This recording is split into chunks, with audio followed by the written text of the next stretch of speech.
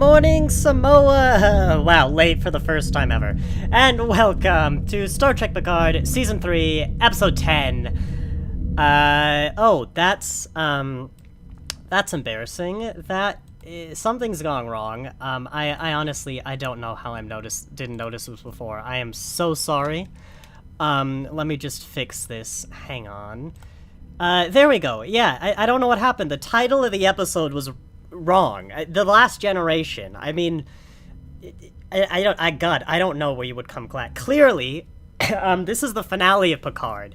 Season 3, of course. I mean, obviously, the title of the episode is ... must come to an end.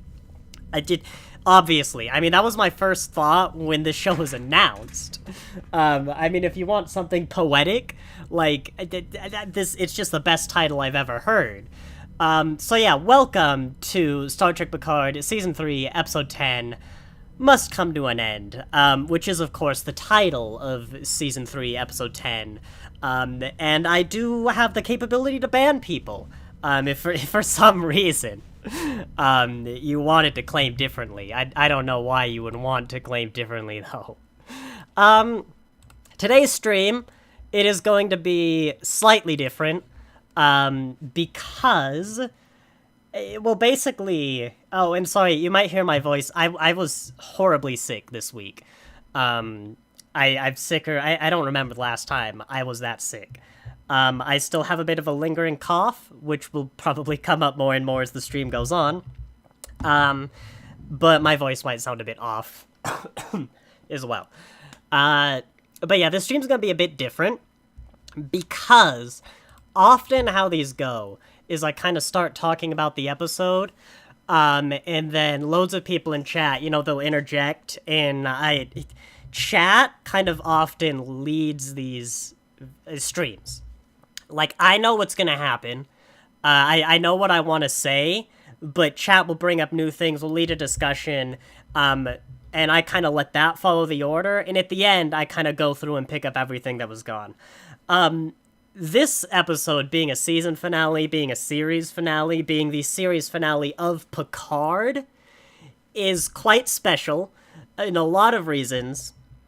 So basically we're going to go the order I say, because there's a lot to cover, and I want to do it all justice. Please leave your comments, absolutely. I might sideline things and come back to it later, and yeah, the discussion makes these streams. But I just want to say I'm in charge. I'm in charge this week. So first, I want to say right off the bat, I stopped the live stream just before someone commented last week. This series has a sort of post-credits scene. It's actually it's after like the poker credits, but before the main credits. If you did not know this, you might want to go look that up and come back. It's real short, but you've got like 5 seconds to leave before I assume you've seen that. So right, 5, 4, 3, 2, 1, and now we're all on the same page. I'm not actually going to start with the opening scene. Sorry, the closing scene. Give me a moment.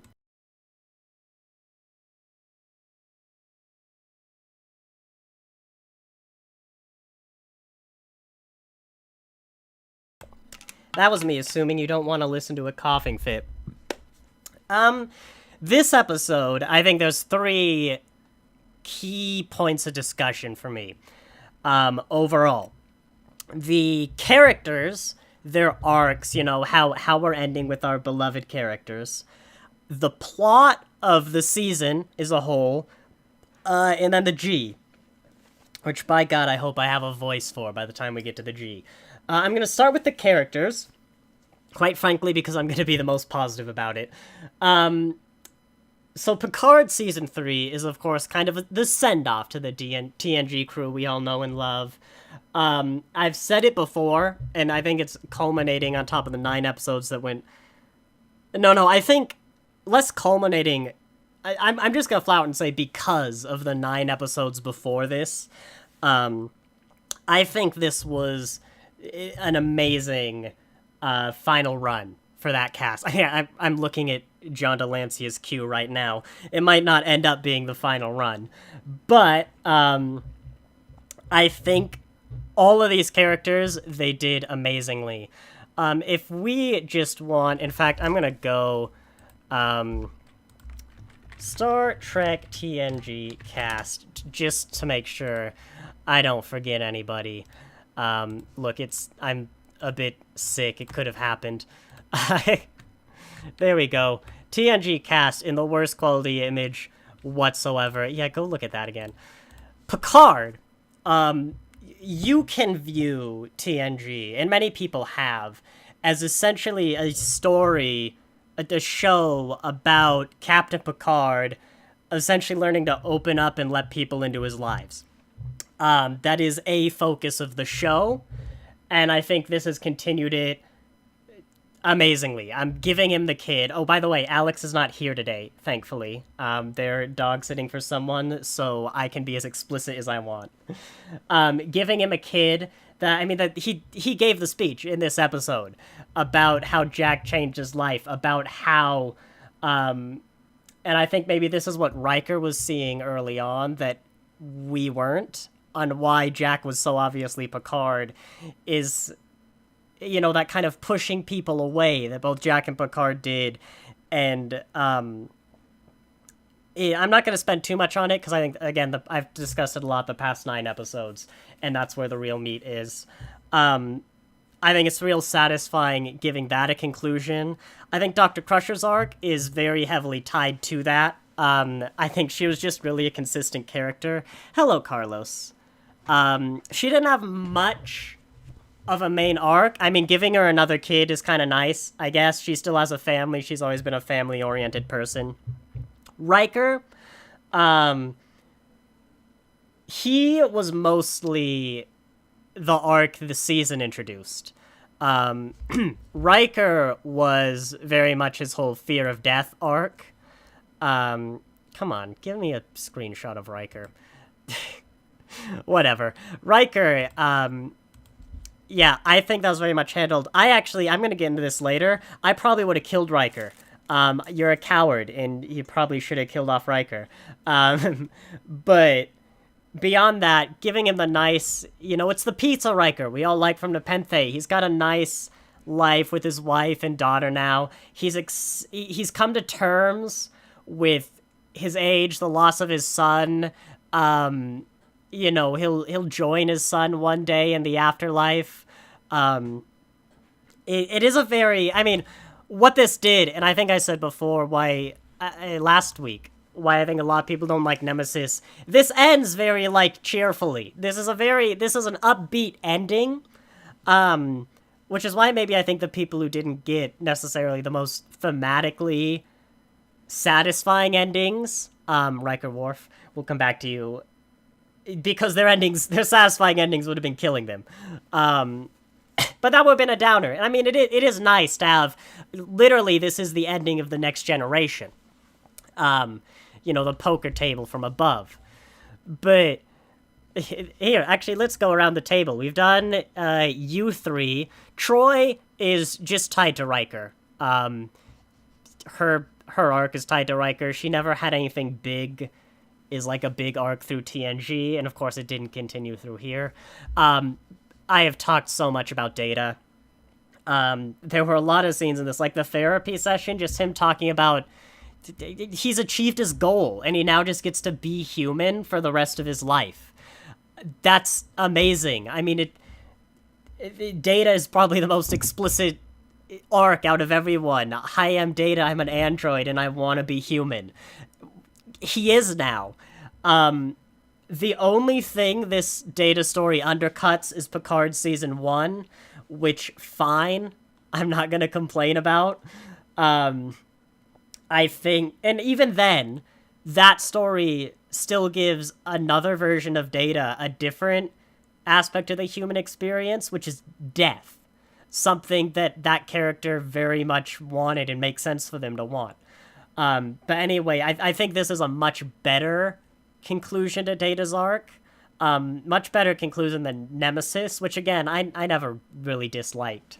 I quite liked Nemesis, but I think Data was probably the best one out of everyone here, honestly.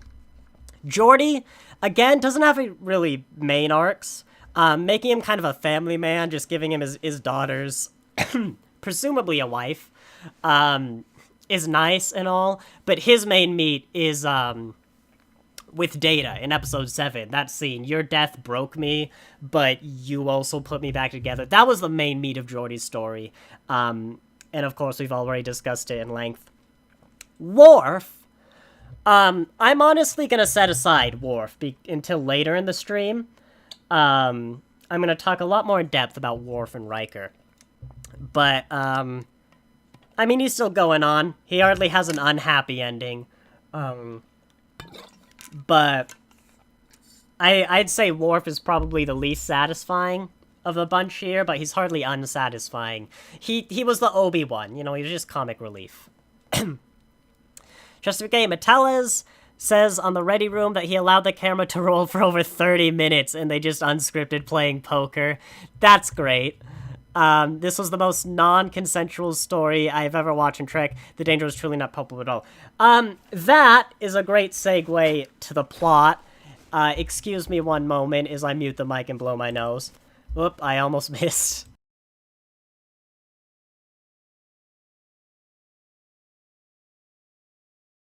Oh, finally. That popped my ear. That's been clogged all day. Yes. The plot. This episode wasn't good. There we go. Bam. I've just started out with the heavy hitter. This wasn't a good episode. This was very strange. Picard as a whole season is very strange, actually.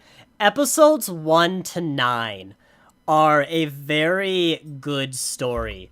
They're a story that makes sense. They're a story that naturally builds. It's a story whose elements fit together very smoothly, barring maybe the 3 or 4 lingering things that we were saving to be resolved in the finale. I've complimented that for the past 9 weeks. I'm not going to go into too much detail there.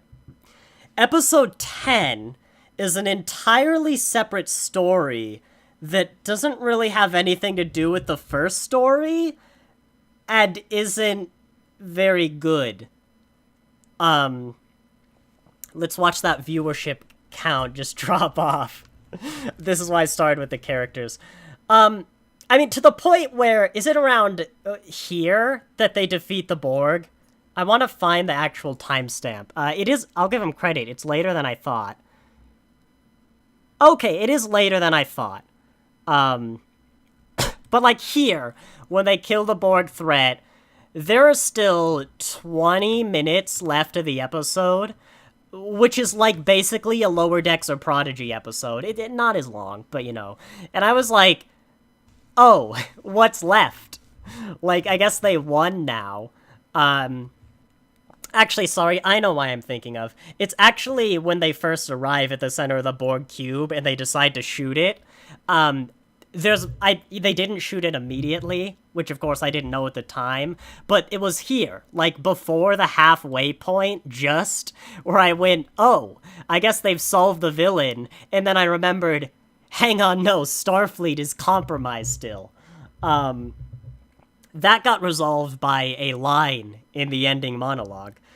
We'll get to that, but, no, because that's my biggest thing, right? In Picard, the central conflict requires a group of extremist changelings to ally with the Borg, and the show doesn't seem to think that needs justified or explained in literally any way, to the point where I'm not sure if the changelings were working for the Borg were working for a changelings, this was a joint operation, or even, I'm not even convinced they were working together. The changelings might have just known this was gonna happen and didn't stop it. these changelings fanatically hate the Federation. And I think I'm gonna work... It seems like the Borg Collective is, for all intents and purposes, non-existent. We know it survives for, like, an insane amount of time in the future, thanks to Lower Decks in some form. But it's gonna be disconnected. It's probably gonna be isolated pockets. So this isn't simply, like, doubling the size of the Borg, you know, which would be disastrous for the changelings. But, like, I don't really get why the Borg is better. You've essentially... If the Federation wins, your plan fails. If the Borg wins, you've swapped one enemy for another, and the Borg also don't like the changelings. This is made worse from the fact that this Borg doesn't just assimilate, you know, and seek perfection. I actually wrote this down. I went, oh no. My notes have a sad face. These are Borg. I'm getting my notes up because I want the line. Borg not just to assimilate, but annihilate all. And then a sad face in my notes. Yeah, why did the changelings think that was better? I guess if the Borg conquer the Federation, the Romulans and Klingons are gonna fight them and probably win, and that would weaken the Alpha Quadrant. Maybe the changelings are so blinded by hate that they don't care if, like, someone worse conquers the Federation because the Federation's dead. All of these are possible explanations that could work, but you should have picked one. Like, why? How was that not something you felt you could just, like, ignore? The changelings and Borg are both bad, so they work together? The Borg have only ever worked with another, like, non-Borg once, and that was Janeway, and they were planning to betray her the entire time. Let's check some of the comments. Borg...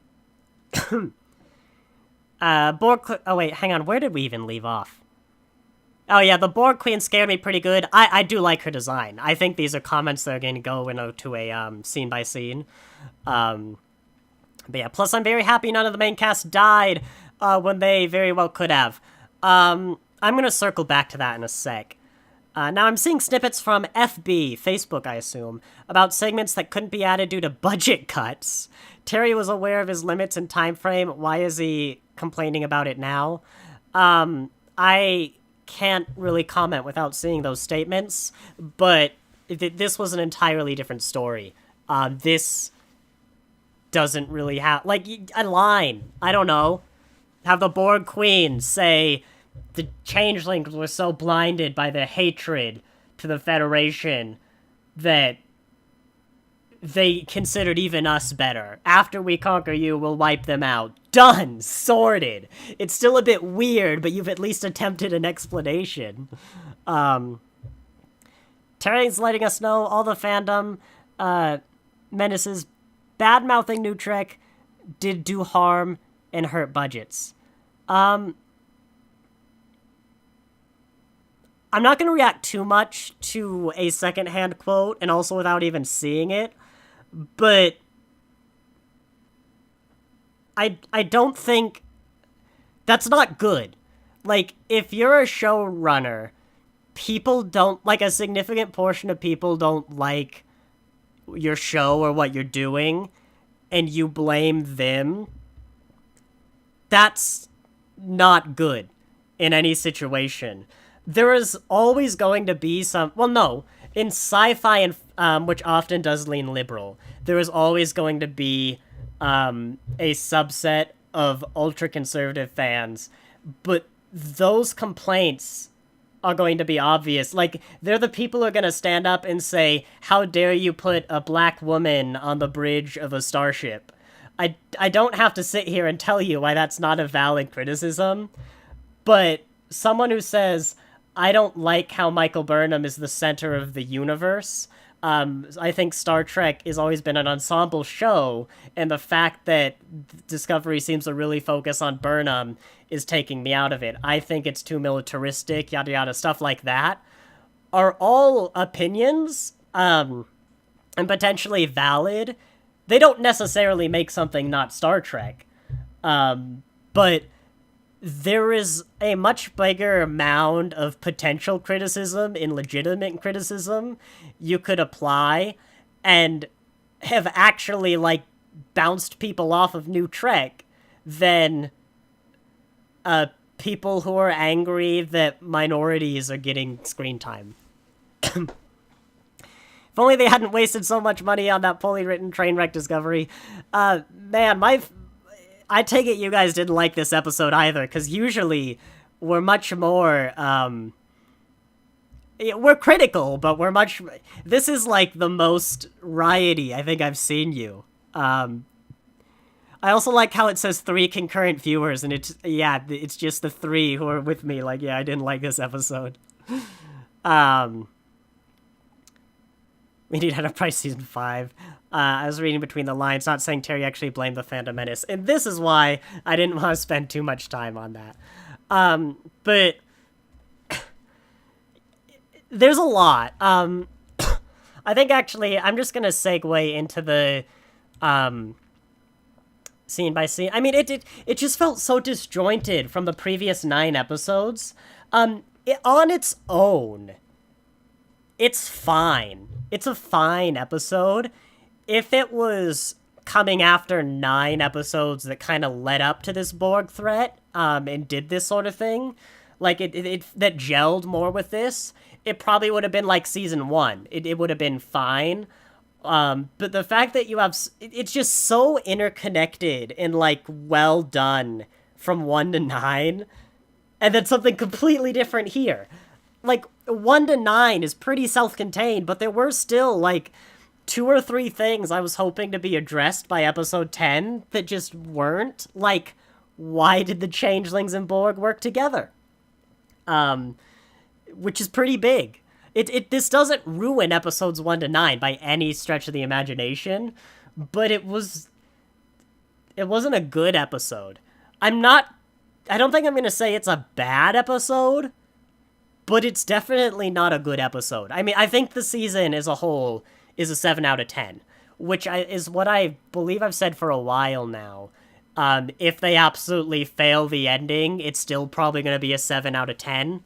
Well, congratulations, you failed the ending, and it's a 7 out of 10, because episode 1 through 9 still had a lot of really solid stuff, and so did this. This had a lot of good moments. The plot wasn't one of them.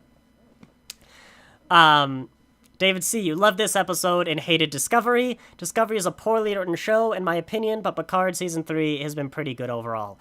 I think I'm in a minority where Discovery Seasons 1 and 2 are bad. But beyond that, I think it's gotten better as time went on, and I actually quite like Season 4. I like Season 3, but haven't rewatched it recently. It's not my favorite, no, but I like the show. Fair enough if it still doesn't work for you, but I am in a minority who actually likes Discovery now.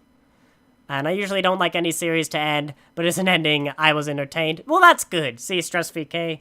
I think a lot of the things it is kind of a death by 1,000 cuts thing. There are some more fundamental problems, like the fact that it's disconnected, the fact that we never get some of these explanations. I'm already a little disconnected, which means I'm more likely to, when a little error happens, and you're disconnected from a show, you're gonna go, oh, what? Or you're more likely to think about it or do so, it's more likely to impact you more strongly. Whereas in a great show, an episode where a little thing happens, you're like, well, you might not even notice because you're so gripped, or you're like, well, that's all right. The rest of the episode is good enough.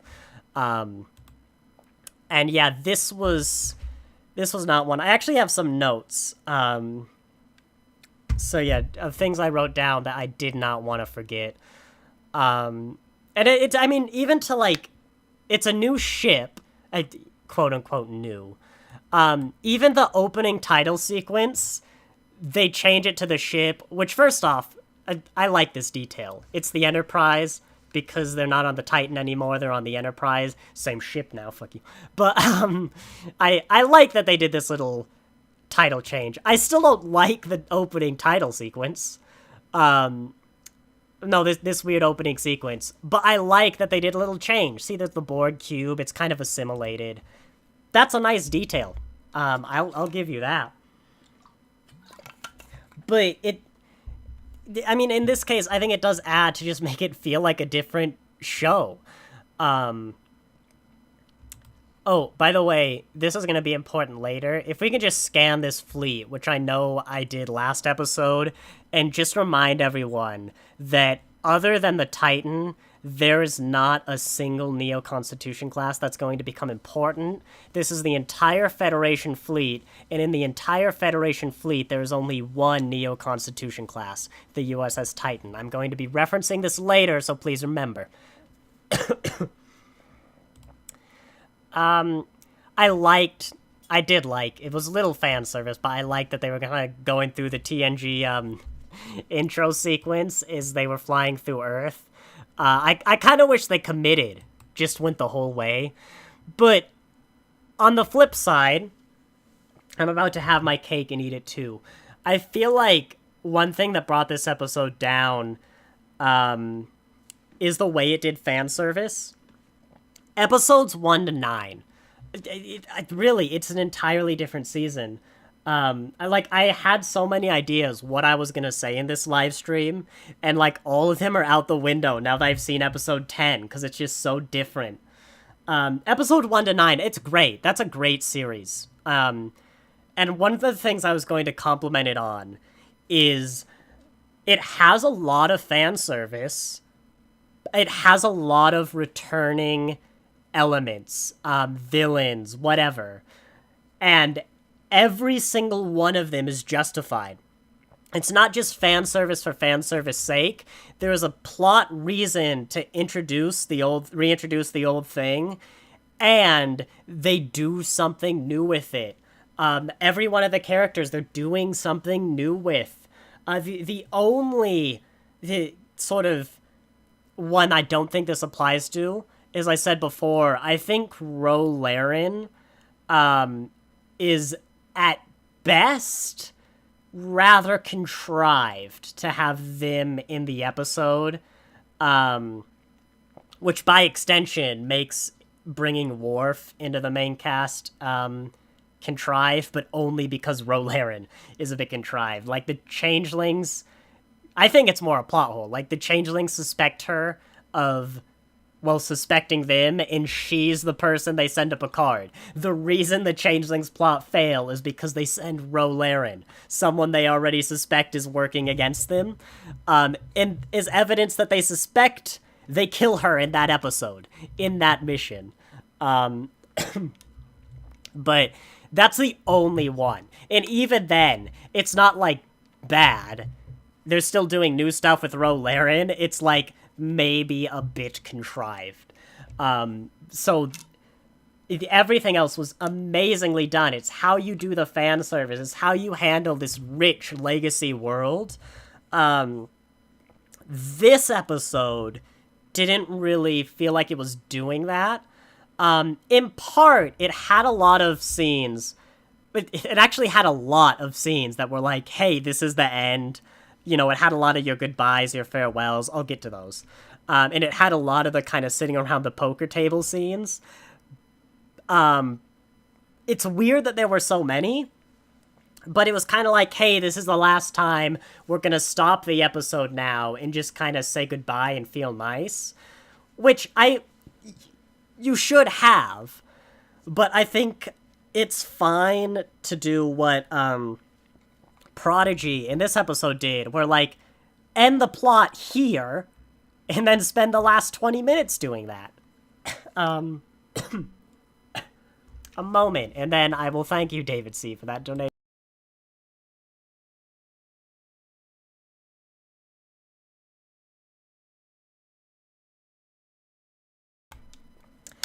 Oop, nope, I'm not done.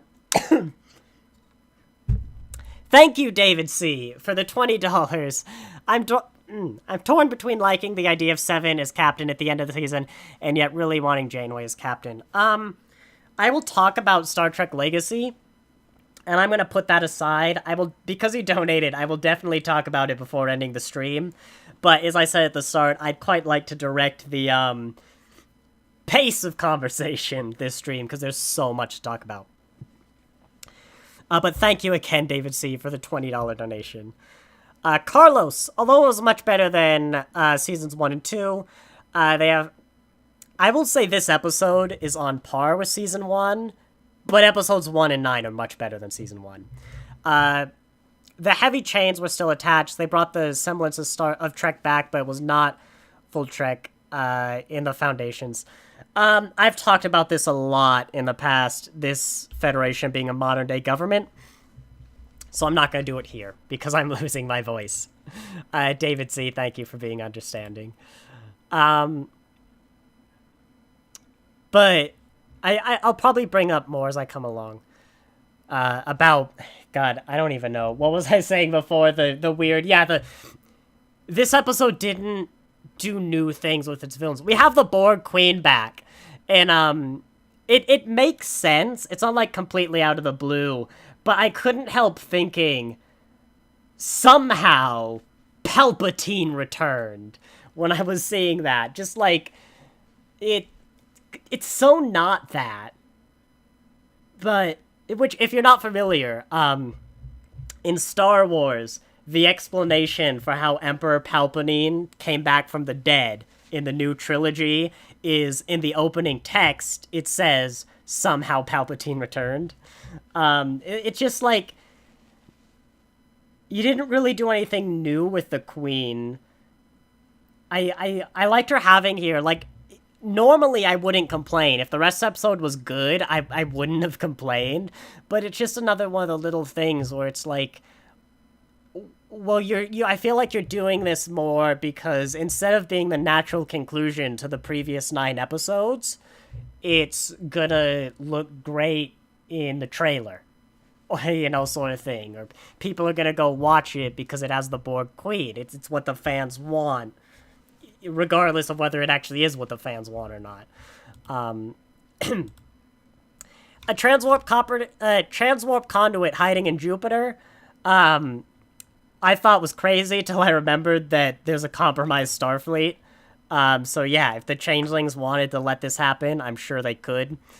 I've also realized that given this cube is in the big red spot, you could probably size this very well. Like, is that the Borg cube? I thought it was. Maybe not. I mean, Picard seemed to see it, and Riker knew what he meant to magnify. But we know how big the big red spot is. It's massive. I'd imagine this Borg cube is probably way bigger than any Borg cube we've ever seen, but at least it's not a Voyager Borg cube. Again. Yeah, there was a line in here that really irked me. Seven says we have to take back the Titan before they realize that before the collective realizes that we're in control. We have to take back the Titan before the hive mind realizes they are no longer in control of the Titan. Do I have to explain why that doesn't work?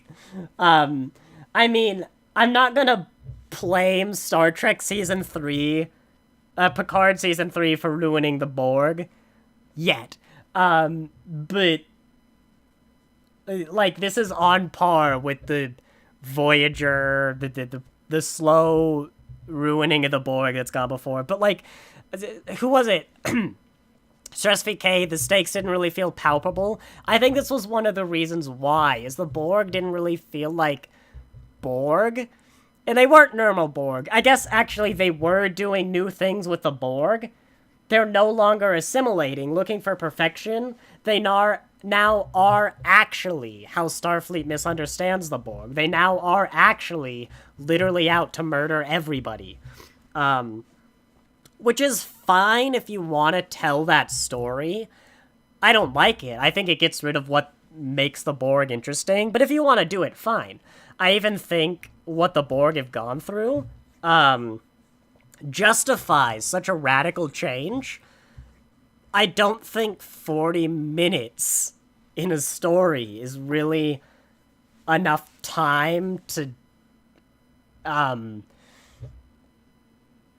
really make it worthwhile. Like, you've now fundamentally changed the Borg forever for 40 minutes, that even if it was a great 40 minutes, I mean, I don't know, like, you've still detracted from what made the Borg interesting. They weren't big murder bots. They were specifically looking for perfection, and that's the one thing that's stopping them from taking over the universe, is they don't want to take over the universe. And another thing we'll get into, there's no time pressure. Earth space dock can withstand the firepower of the entire Federation fleet for an hour, which is okay. I might not have expected it, but alright, like, it's Earth space dock. It's probably one of the most fortified bases in the Federation, next to, like, maybe Deep Space Nine would be more fortified, but, like, that's it. Okay, but the shields still last basically as long as they need to. When we see the Federation fleet here, I actually want to find the timestamp.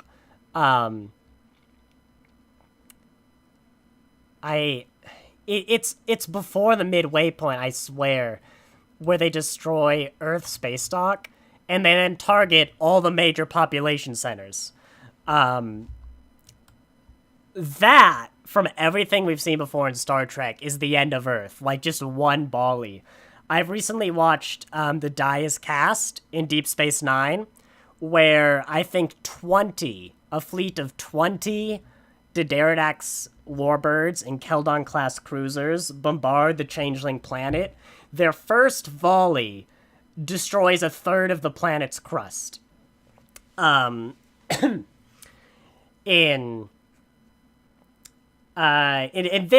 are cities. Like, one quantum torpedo would probably destroy New York.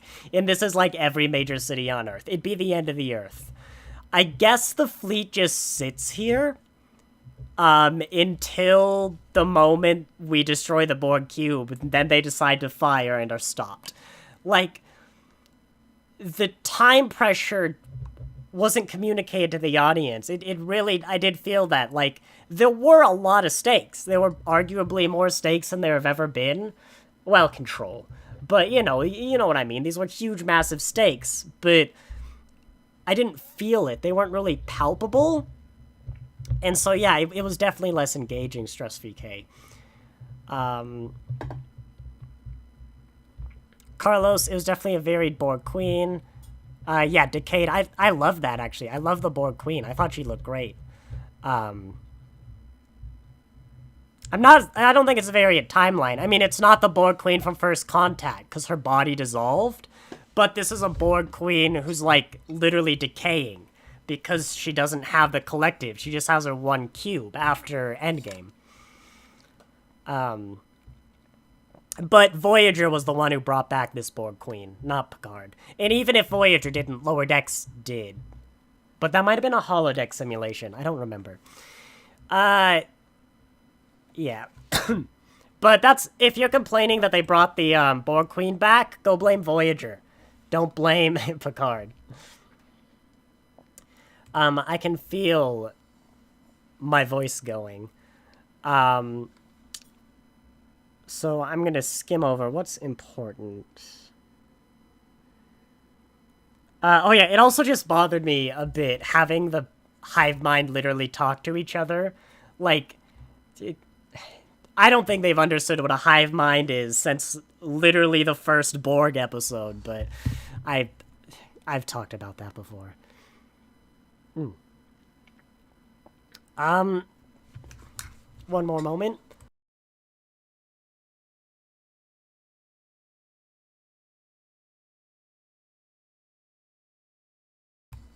You know when you're not sick, but you're congested, and so, like, there's just no way to clear it? That's what I've got.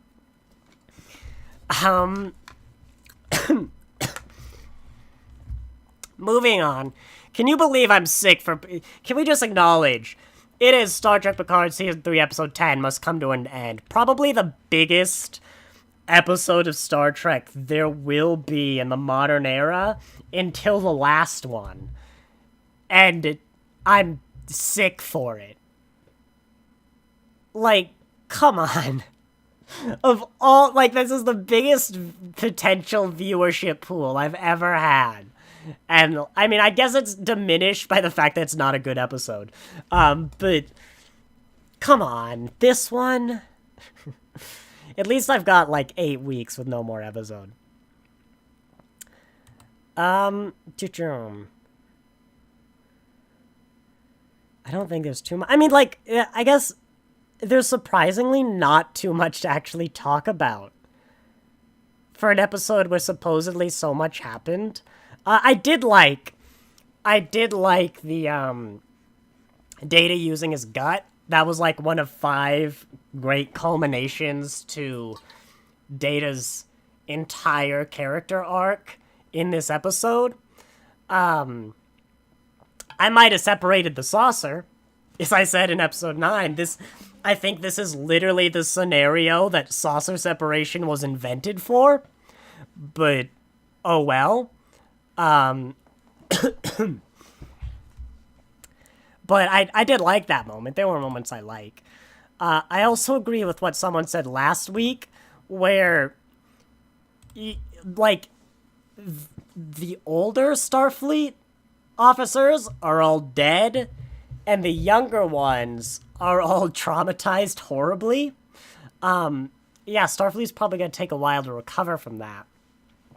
If you wanted a Federation like Picard, this is how you set it up. Like, if this was season 1 of Picard, I would probably be like, yeah, I don't like it, but I can kind of get how you have a government that reacts like it does. But, yeah. It's kind of like, this is a lot of casualties and really big implications for the universe. You don't just kind of get over this. Like, maybe Earth does, but the Federation doesn't.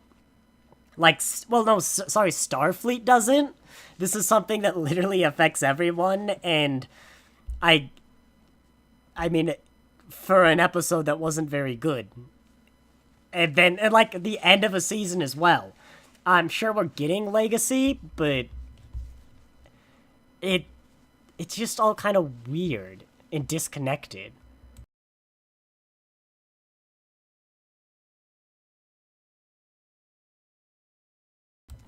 Can't believe I'm sick for this one.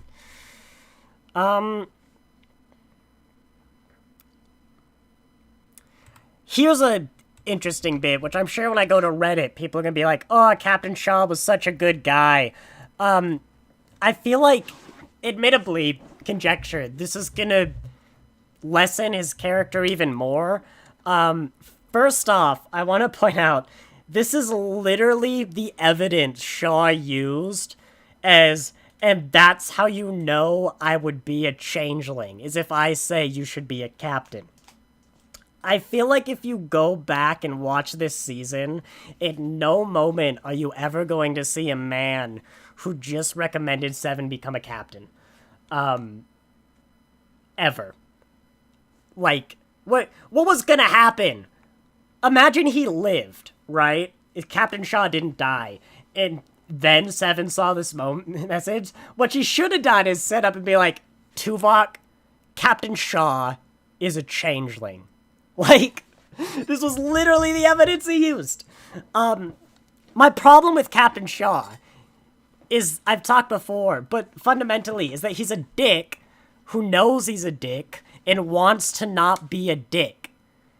If you want to not be a dick, then the great time to do it is to open up to the person you will literally never see again after this mission. Because they're gonna go be a captain. Like, I think it actually, this is the one thing from episode 10 that weakens the previous 9 episodes.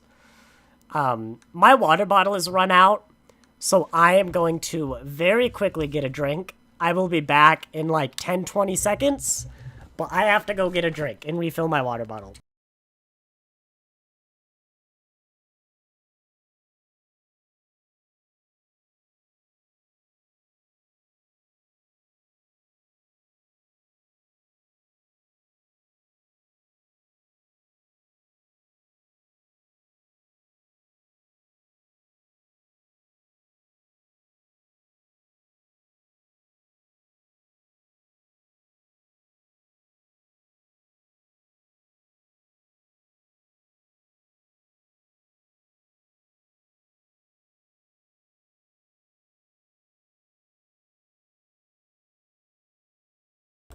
There we go, I'm back. But yeah, the show, I mean, I guess my point is that the show wants this to be, oh look, Captain Shaw was good all along moment, but I get like, if you're a good, if you have these kind of thoughts and put on a face of being a dick and you know you're a dick and you know that's what you're doing, then you're not a good person. Jack's Law, I just saw your comments. Everyone hates Star Trek, even the ones that call themselves fans of the show. I want to address this comment because there's a lot in here to unpack. First off, yeah, obviously, I call myself a fan of Star Trek. I don't hate Star Trek. I don't hate this episode. Earlier I said, I don't think this is a bad episode. I just think it's definitely not a good one. I don't hate this season. I said I love episodes 1 to 9. That's a great season. I think this is a bad episode. This is a bad episode in a season that doesn't work for me. And I'm gonna spend, I'd probably spend 3 or 4 hours if it wasn't for my voice, but I'm articulating exactly why, to the best that my health will let me, this episode did not work for me. And I think what's really important is no show is perfect. Literally perfect. I call some shows perfect, but no, there is at least one criticism I can make. Sometimes big, sometimes fundamental. I call Deep Space Nine perfect, and I think it is, other than TOS, the worst Star Trek in gender politics. But I think so often discussion can boil down to this, especially with the modern ones, is I'm often fearful of criticizing a modern episode, because I feel like loads of people come up and be like, oh, you know, the loads of people, everyone just hates Star Trek, whatever. And it's like, I feel it's important to be able to, unless the criticism are the things I was saying earlier, where like, oh, how dare they put a black woman on the bridge or whatever, to be like, okay, well, is this an opinion? Are you actually mistaken? Are you complaining about a plot hole, but because you missed the line that explained it? Is this something you don't personally like, but everyone else loves? So I guess sucks to be you. Is it something a significant portion of people don't like? And so then maybe it's a problem. And this is why I think why Strange New Worlds disappoints me so much, is it's a great foundation, but there's a few core little things that if you just really sat down, analyze what works, what didn't, I think you would, it'd not be hard to come to the conclusions I have about those problems. And even if you don't get rid of them, just make them work a bit better and end with a better product. Because that's the goal. That's kind of the hope, is that I don't think I personally am going to affect how Star Trek turns out.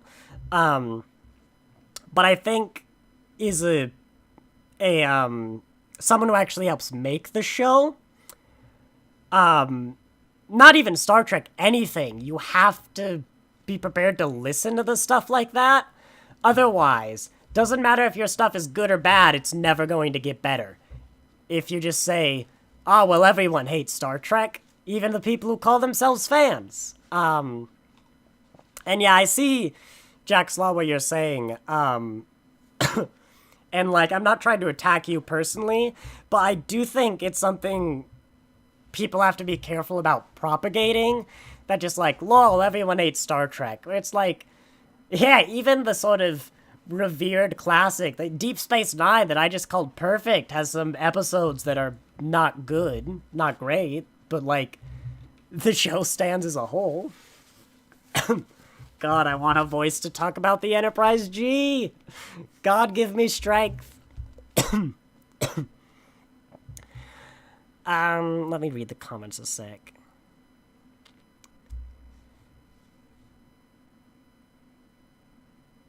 Cool. Am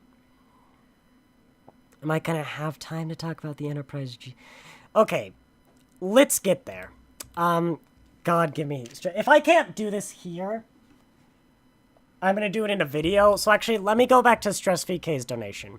I'm torn between liking the idea of Seven as captain at the end of the season and just really wanting Janeway as captain. Okay, we'll skip to Legacy.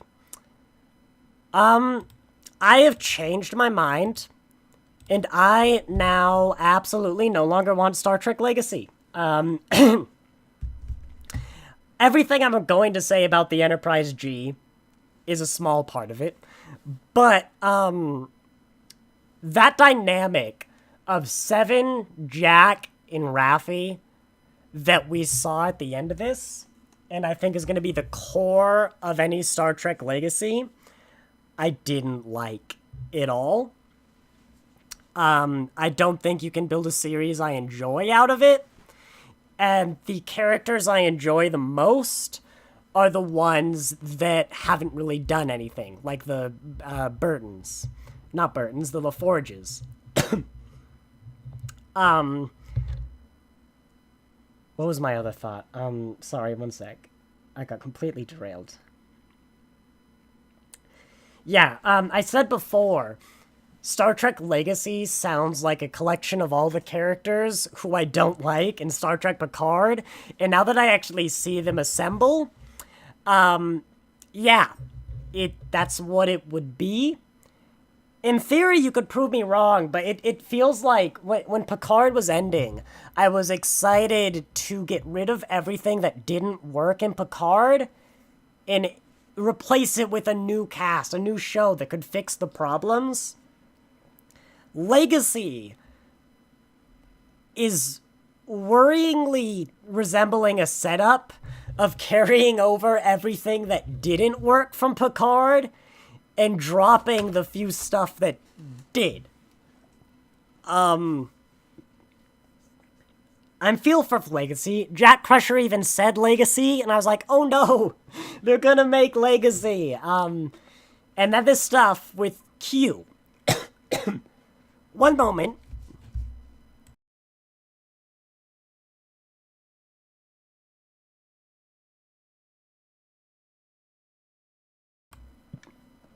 See, when it's a stomach bug, at least you can throw up and feel better. When it's a bunch of mucus, you just can't clear it from the system. But yeah. Why'd you bring back Q? You gave him a fantastic ending, a beautiful, perfect ending in season 2. And like, yeah, I guess I like seeing Q. But what could you possibly have new to do with Q that justifies undermining season 2? Oh, there we go. My voice just cracked. Yeah. Carlos, I will get to the Enterprise G. Don't you worry. I take a wait and see, because I like Raffi and Seven as a team, and I really enjoy all series they come with, far more so than most TV.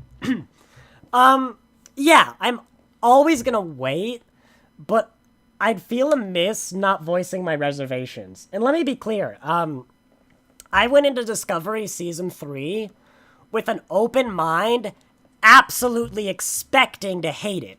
And I didn't. I was concerned Lower Decks wouldn't work. I saw it as a reaction to the Orville, and I didn't think the Orville could work as actual Star Trek. But it has the writing quality and the characters to work. It's a great show. Concerns are not, oh no, Legacy's gonna be bad. It's entirely possible that a new team comes in with Legacy and really transforms these characters and makes a show that I love. It is also entirely possible that tomorrow morning an alien spaceship lands on Earth and makes contact with humanity. I don't expect that to happen, but it is entirely possible. That's perhaps an extreme example that I might be arguing in bad faith a little bit. But there's just so much about Legacy that would concern me and resembles a lot of the parts I don't like about the past modern Star Treks. It's not that I don't think it can work.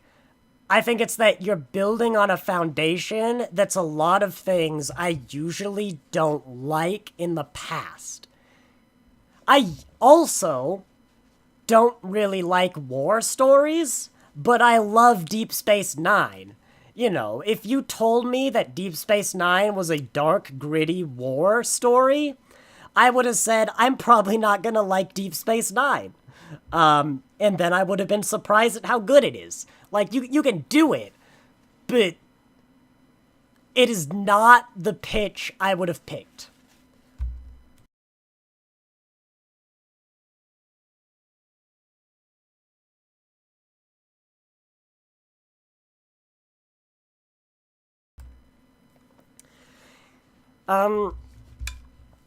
Is that all I have to say about Legacy? I like this outfit, but I mean, I'm genuinely baffled that John Delancey came back. How'd you convince him? I actually want to Google Star Trek John Delancey. Come on, you've given an interview, John. I want to know what the hell convinced you to come back.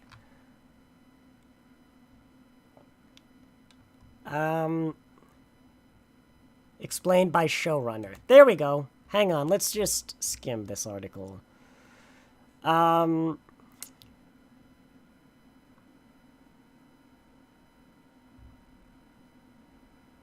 Screen Rant? Oh god, why are you bringing up Screen... Oh wait, this is Screen Rant. Alright, fair enough.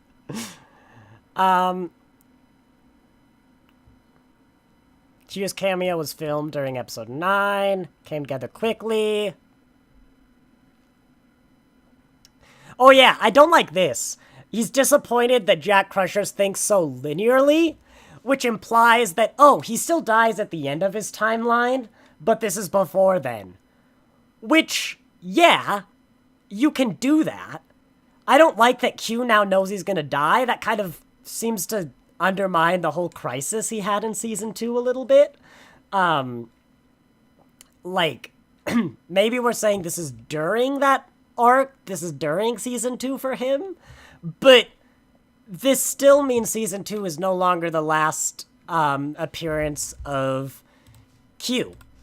Like, you can't just say that and be like, oh, it's okay, it works now. I'll let you see this as well. See? Okay, John Delancey doesn't say anything there. I should have known if it was Screen Rant, but, Okay. I'm gonna clear my voice as best as I can, because this is a very long speech. Don't know, man, I told you he was gonna be there. You shouldn't have been right, though. That's the thing, is you shouldn't have been right. I'm gonna do a clearing of my throat, Wait, this isn't the frame I want. You can't even see the screen. Hang on. Come on, where is she? Look at what I have to deal with. There we go. I will be right back, and we can talk about the thing we're all here to talk about.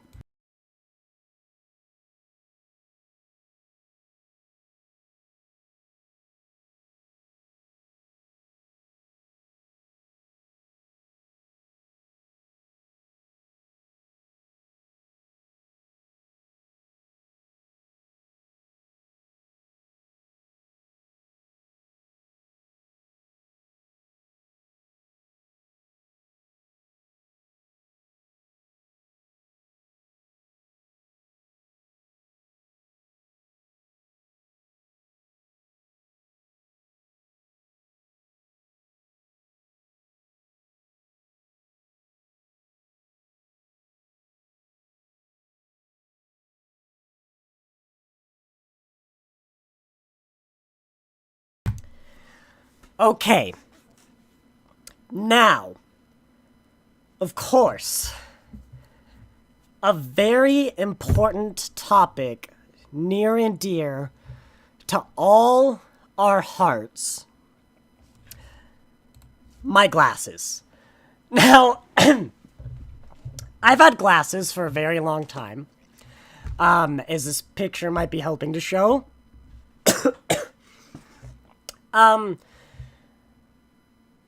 And I've had glasses since the 5th grade. But every now and then, every few years, right, you'd go in, I'd get my prescription checked, and I'd have to change it. So I'd have to get new glasses, right? Of course, these glasses, very old pair of glasses, are very different, whoops, that's not the one, from these glasses that are my current pair of glasses. I mean, look, these are rectangular, they're very no frame, minimalist. These glasses, they're more rounded, the frames are very prominent, they're thick-armed, very different pairs of glasses, right? What happens is, well, one day, I think when I was moving out for college, you generally keep your previous pair of glasses as a backup.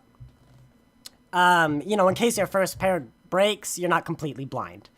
So, one day, you know, when I was clearing out for college, I had all my glasses together, and I discovered something fascinating. Because basically, especially in the years between my first pair of glasses in 5th grade and getting this pair, like 7 years ago, I didn't really care about what was popular, about what styles were good, whatever. I just liked my current pair of glasses. So, of course, the first time, I picked, you know, whatever pair of glasses I liked best. Because that just makes sense. I didn't have anything else to go off of. But then, you know, a few years later, I have to change my glasses. And basically, I want the same pair as last time. But if you don't know, glasses frames, which everything but the glass, you know, which is custom. Glasses frames are kind of like shoes, where the companies that make them, they switch them around, you know, they don't stay around forever, they change with style, with new designs, whatever. So it's not the same selection each time you go in. Meaning, my current pair of glasses, when I go to get a new one, that's not an option. So, what I would do is pick the closest pair of glasses to what I currently had. And then I'd walk away from the store, usually not the happiest, but, you know, whatever. So, I have different pairs of glasses, you know, this one, but there's something fascinating that happens when you do this that I didn't realize till that day getting ready for college. Yes, this is relevant. Basically, if I have my current pair of glasses and they say I need a new one, that new pair of glasses is influenced by my current pair. Because, of course, I want it to look as similar as possible. I don't want to change my look. But this is a thing that happens every few years. So it's not that I'm trying to make him look like that original pair of glasses, because I don't remember what the last one looked like. It's the current pair of glasses, because that's what I've grown accustomed to, even though they're different. So the next pair of glasses is completely independent from the previous pair of glasses. In fact, it is completely independent from every pair of glasses before my current pair of glasses. With, these pair. So, similarly, are you talking about evolution? Look, it's relevant, okay? Just stick with me. Similarly, my next pair of glasses is completely independent from the pair after those. So like 2 glasses from now. Because that's the future. I'm not working towards some great plan. I'm just trying to match the pair I currently have. So every pair of glasses after my next pair of glasses is completely irrelevant to choosing my next pair of glasses, which obvious. That's just how linear time works. So, when I sat my 5 pair of glasses down, I expected different pairs of glasses. Like, look at these things and look at these things. But I was able to sort my glasses chronologically. Because it turns out those little chains, if you don't do this, where you're going from this pair of glasses to this one, there's a pair in between these pairs of glasses. It's this one. This pair of glasses and this pair of glasses are very similar. In fact, it probably will take you a while to figure out what has changed. I've actually forgotten what's changed about the glasses. In this case, it's really just the arms. They're still the more circular kind. They're slightly more rectangular. Still not fully rectangular, I believe. But then similarly, if you go from this pair of glasses to this pair of glasses, what's changed is the bottom of the frame has gone away.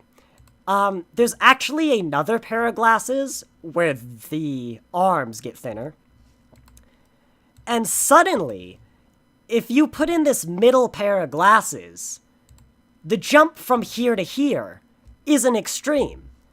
There's a flow where if you take my pair of glasses, the original pair, which is this pair, these more rounded, they were generally thicker, more prominent frames, more prominent arms. What happened was that the next pair of glasses was a less prominent arm. It was basically the same thing, same shape, everything, but the arms, they were thinner. The third pair of glasses I had, the frames became minimalistic. The fourth pair of glasses I had, exact same, it was still minimalistic frames, but they suddenly became rectangular instead of ovular, just because of what was available. The rectangular thin frames were the closest thin frames. And then I have my current pair of glasses, which are the same shape. You still have your thin rims, whatever, but now half the rims are missing. It was this amazing moment where I sat down, just saw this beautiful flow. If you remove one link in that chain, it's not a flow anymore. It's just separate pairs of glasses. They're glasses. They're not fundamentally different, but there's it's a pushing and a pulling of little individual elements over time that when you actually put them together, completely unbeknownst to me, this pattern emerged. Jack's Law, lol, if I saw what comes next. And you could not. It's not about your eyes, and you cannot. Oh, actually, that's not quite where this is going. it was this beautiful emergence, like not from some grand design. There was never a plan to go from this to this. When I get my next pair of glasses, unless there is some very strong external force that makes me want to change style, they're going to be pretty similar, but not quite the same as this pair. And that's going to continue forever. Let us transition to enterprises. The Enterprise G fundamentally does not work. Because enterprises are like my glasses.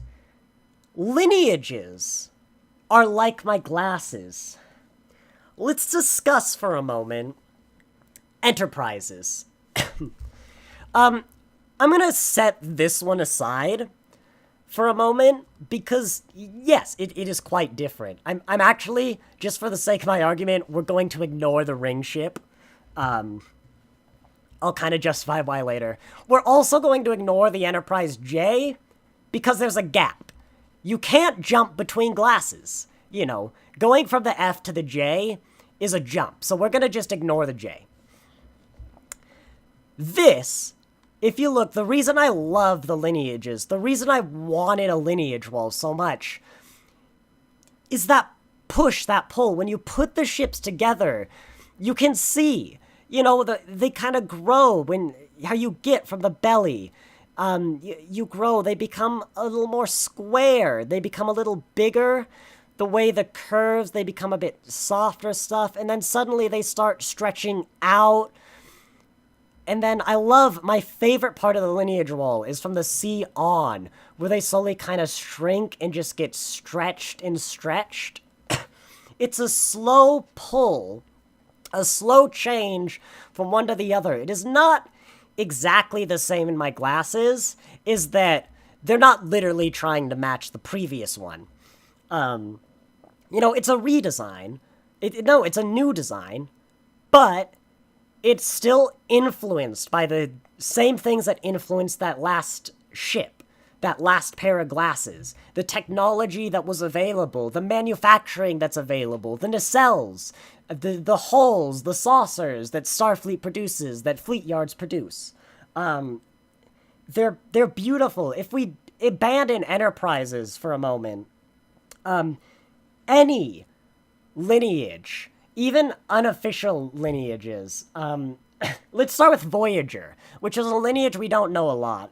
But if you go from Star Trek Pathfinder, and then I have to throw this up for a sec, because sometimes it puts my email on screen. If you go from Voyager to, to this, the Voyager B, it is somewhat radical from the Intrepid class, but we're skipping a pair of glasses. There's a Voyager A here.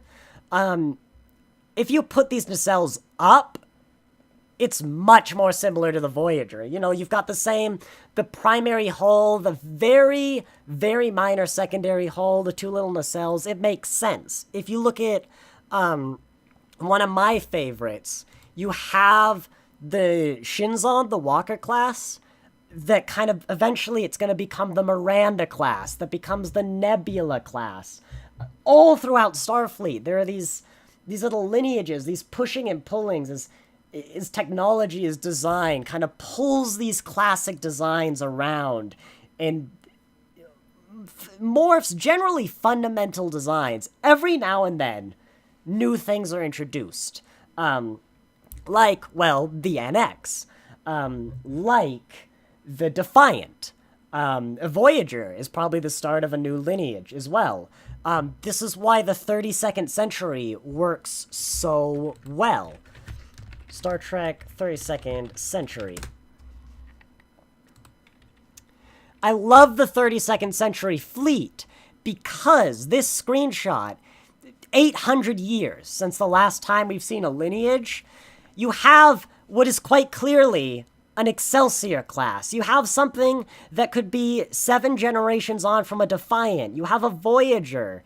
I'm gonna come back to you. You have as well, this could potentially be a Defiant, but you also have this crazy ring ship. You've got these two things, which, whatever the heck this is, you've got some, like, I love the fact that there are two of these approximate little shapes, like the Nog and this one, because it suggests, like, a few hundred years ago, some other design came up.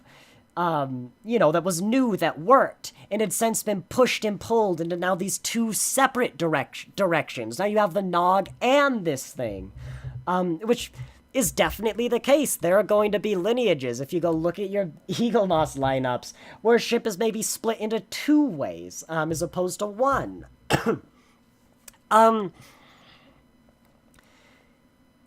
The Enterprise G doesn't do that. The Enterprise G is a Neo-Constitution class. The clue is in the name. The design... for this record, I want to point out, I'm not even addressing whether or not it's a good design, like, on its own. This is completely irrelevant to my argument. We'll get whether it's a good design or not, but let's just set that aside. Like, right now, is it good as an Enterprise G? The answer is no. But the Enterprise G, the Neo-Constitution class, is I like the Constitution class. It is so conspicuously I like the Constitution class that even in universe, that has to be the explanation for it. Which is not inherently bad. It's the moment here I think I should bring back that 32nd century Constitution class. A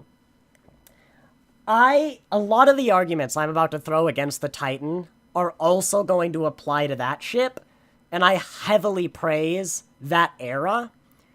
My judgment on that Constitution class is been forever on hold until an Eaglemoss model, or I know for a fact we're never going to get that Eaglemoss model. I think it definitely has the same problems, whether they ruin the design or not. But we're also going to set that aside for now. I think the Enterprise C is a little bit of, let's go back to that vague Constitution class-ish shape. But the Enterprise G is specifically a return to the Constitution class. All this talk about lineages, basically pick any ship in the fleet from any era, and I can go find ships from other eras that look like an evolution of the one you've chosen. Any ship in the fleet, for the most part. Maybe you can find up a few obscure ones, but no, I'm confident that basically any Federation fleet, it's never been a dead end. With the exception of one. Because the Constitution class is so conspicuously 23rd century. Nothing like it appeared before.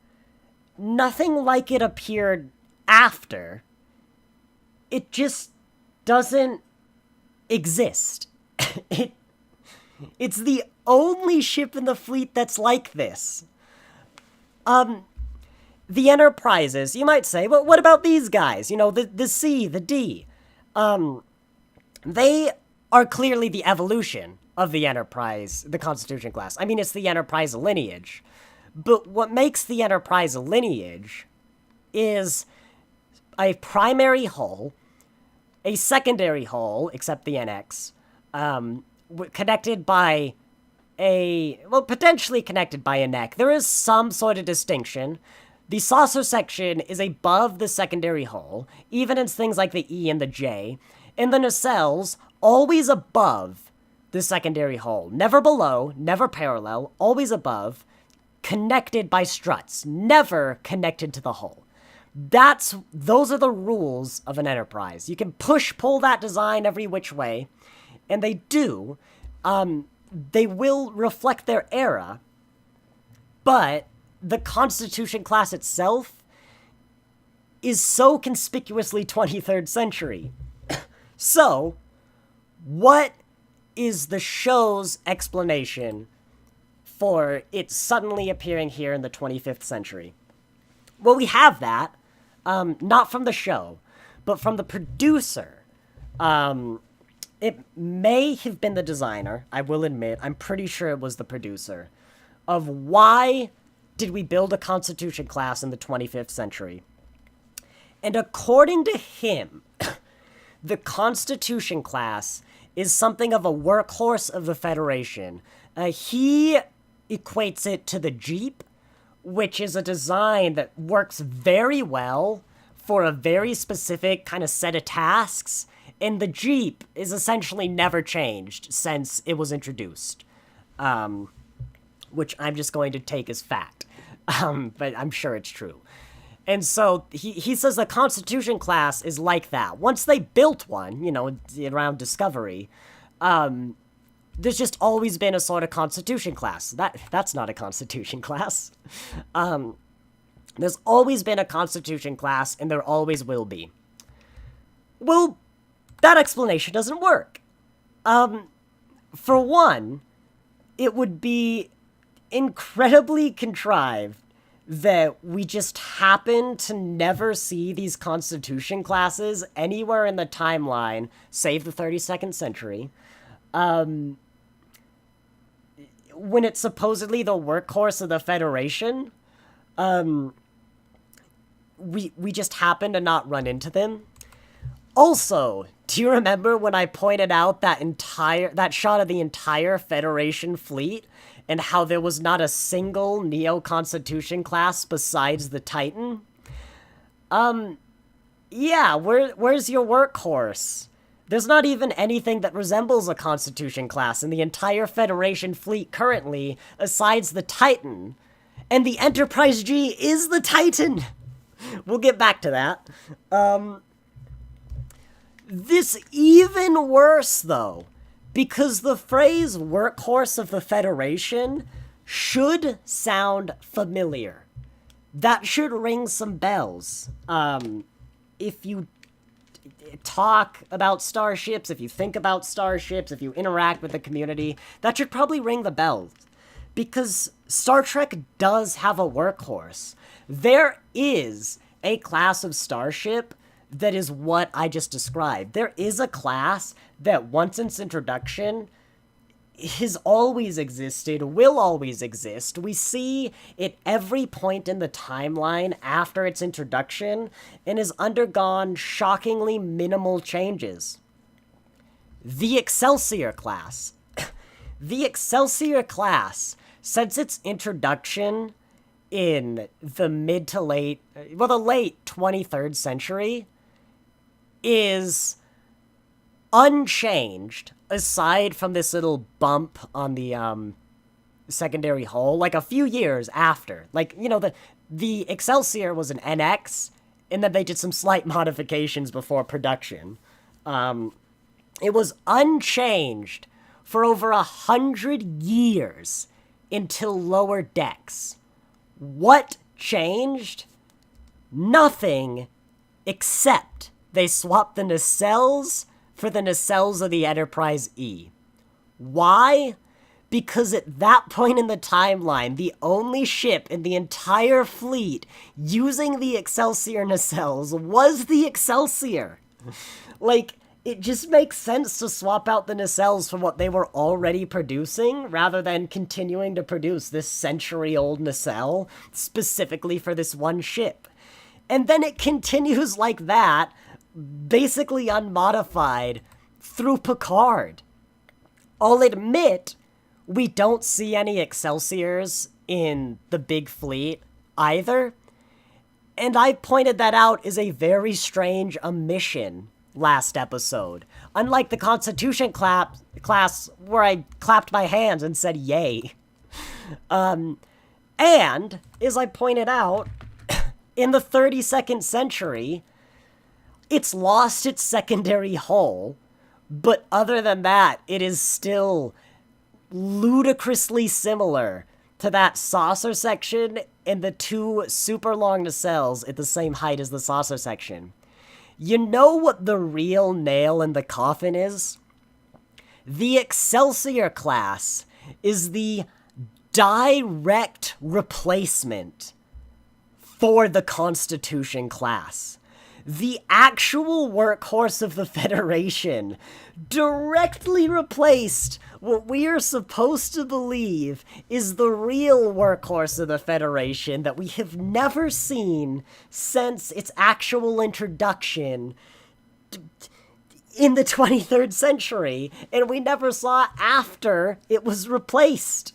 Like, even after TOS, the only Constitution class we see besides the Enterprise is the Enterprise A. I mean, I can't even, like, it ruins the lineage. It actually does. It's the weird random jump. And I mean, let's also talk about some parts of the lineage people don't like. People didn't like the NX when it came out. I'm not going to say most people didn't, because quite frankly, it was before my time and I don't know. But a lot of people didn't. Well, one of the big reasons they didn't is they couldn't see how this became Kirk's ship, because of course this one didn't exist yet. But what swayed those people was seeing this ship in the calendars. Because this ship showed those people how this becomes this. And they went, oh, I get it now. And it fixed that part of the lineage for them. It worked. The Strange New Worlds Enterprise is often critiqued for being a beautiful, I'd even go as far to say perfect blend of this ship and the refit. It is. It really is. But it belongs here. It doesn't go in the middle. I think that is the most common critique I see of this ship. In fact, I think it's the only critique I see of this ship is that it belongs in the middle. This is true. I have this critique. When I actually go up and look at this ship, I go, wow, I hate that it's here. But the reason I don't throw this big of a fit where I've talked about it for half an hour and showed up like young pictures of me is the Strange New Worlds Enterprise, I think, has enough where from a distance, like right here, if you're not looking too closely, it does bridge this gap well enough. The coloring, the panel work, of course, between this very paneled and then this totally unpaneled Enterprise, the nacelles, the way they work, I think there's enough to hold it together where it's not just a total hard cut or totally out of place. It's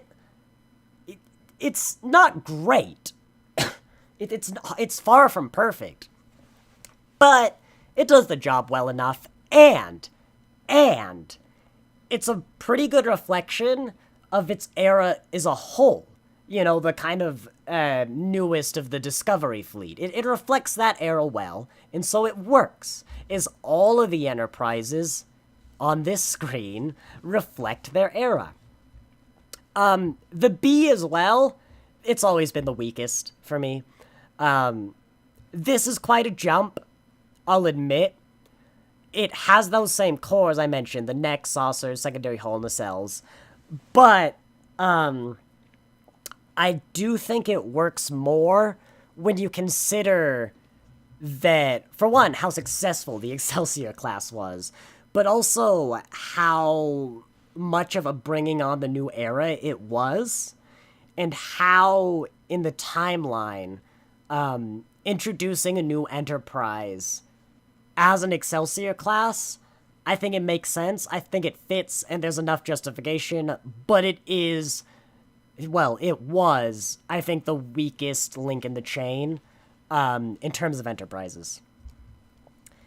The Enterprise G doesn't even bother to reflect its own era.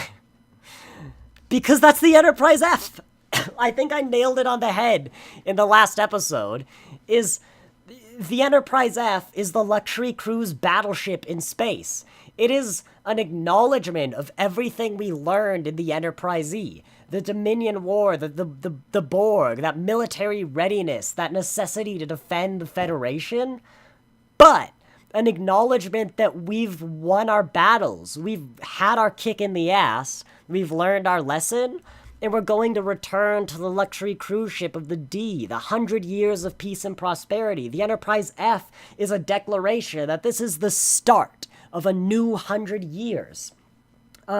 Star Trek Online, Picard is bringing in the best of Star Trek Online, and so it naturally reflects that era of starship design with the white and black coloring, the curves. It's doing its own thing as well with this little double neck thing that I love. I mean, it's just a beautiful design. It's a natural extension of the E and the D. It's a push-pull of the E that does its own thing and reflects the fleet that it belongs in, the era it belongs in, which is why it's all beautiful. And that's the ship that you've just replaced. Yes, you canonize the F. I will forever love you for that. But you replace the F, a beloved fan ship we've been wanting for years, with this.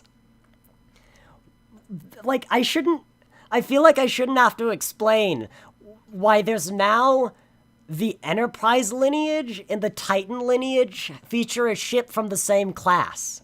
And literally the same ship. That's not okay. I shouldn't have to explain why this doesn't work. And aside from that, I don't even think the design is that great. I'll admit to warming up to it. I think it's a design that has one or two really good angles, and then all the other angles are pretty bad. Which is most ships. Let's be fair, that is most Star Trek ships. It is very seldom to find a Star Trek ship that works at every angle. They exist, but they're reserved for, like, god-tier ships. Like the Titan or the Odyssey. Oh, look, the ones you've replaced. But it's doesn't work. Alright. Comments. I suspect Kurtzman or Mentalis decided to pull back new iterations of the Enterprise using the Titan design is more of an underdog design for future stories. Everyone roots for the underdog. Maybe, but it doesn't work for everything I've just explained, and an underdog doesn't represent the fleet as a whole at this point. The Enterprise F is still a beautiful, it's a declaration of the future. In an acknowledgement of the past. Wasn't the Miranda class supposed to be the workhorse? I don't think so. I think the Miranda's classes are often reserved for, like, scientific ships. The Nebula, the Walker class. They're more the science-y kind of boys. The Enterprise of Strange New Worlds? Oh yeah, no, we're ignoring the scales. Carlos, I always say, when you watch Discovery, you have to scale the Enterprise down to the size of the Enterprise and scale everything else along with it. I've always said that. Drexlaw, I don't know, man. I just hear no one should be right but you. That's disappointing. I mean, it's fine if you like this design. It's even fine if you love that this is the Enterprise G. But I do think I've spent half an hour outlining all the reasons why, for me, I think this is a very, very bad choice for the Enterprise G. And even if you disagree with me, I'd hope you could at least point out, like, I think you're making connections that aren't really there, or I think you're. I don't think that particularly matters to me. I don't think a lineage has to look like push and pull, which is fine. You're not wrong. But I think when I see the Enterprise G, I see a break from what every other ship in the fleet has had. Um, I I think some things he is just wrong, like the fact that the Constitution is a workhorse. I don't think you can justify that. But it'd be disappointing if you hear the argument and think I believe no one can be right but me. Disagree with me all you want, but I don't think it's fair to say that. It was your words, man. I should not be right. I'm not trying to look like I'm mad. I'm not. It's just you must hear your own words. Perhaps I said I shouldn't. I don't think I should explain more than I should. But yeah, I would hope that you wouldn't hear a detailed explanation of exactly why I don't think it works, and then take that to mean no one can be wrong, but no one can be right but me. Bodhi, Titan A is Enterprise is pretty lame. I'm going to assume you mean lame. Yep, not lame. They should have given 7 the F instead of decommissioning it. It makes it worse for me that they recommissioned the Titan as well. Like, I assumed they just built a new one.